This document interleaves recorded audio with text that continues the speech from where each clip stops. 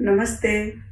हम रंभा सिंह भोजपुरी संगनी चैनल में आप सबके स्वागत बा। आज हम बैठकी लेके आई बानी। आप लोग एके सुनी, एकर आनंद उठाई और अच्छा लगे तो अपने दोस्तों में शेयर जरूर करी।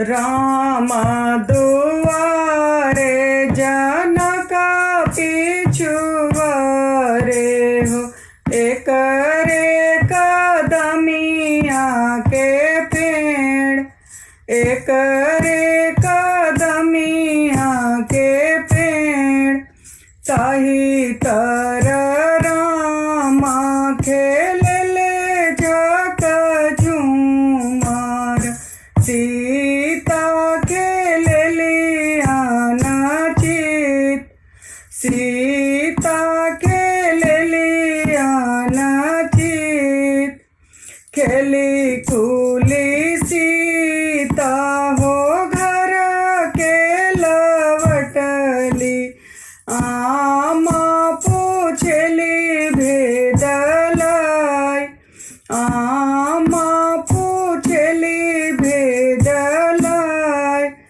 कहाँ गवलू बेटी टिका दोपहरिया हो, कहाँ गवलू सारी रात, कहाँ गवलू सारी रात, राम दुआरे जनक पिछुआरे हो, एक रे कदमिया के पेड़, एक रे कदमिया के पेड़, ताही तर रामा खेल ले झक झूमर, हमहूँ खेली नया नचित, हमहूँ खेली नया नचित,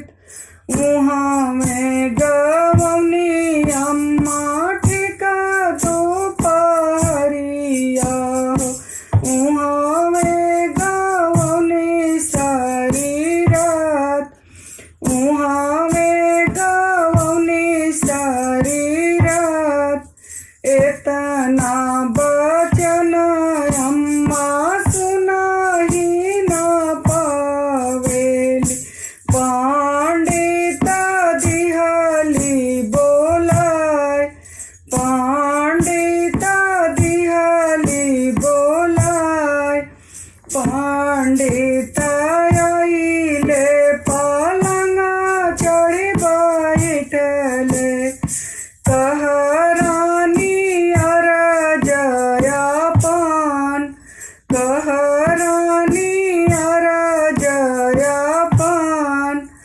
हाली हाली पोथिया बिचारा ए पंडित भैया, राम सीता रची दबिया, राम सीता रची दबिया, राम सीता रची दबिया। आप सबके बैठकी कैसन लगल? अगर नीक लगल तो आप लोग सब्सक्राइब करी और अपने दोस्तों में शेयर जरूर करी। धन्यवाद।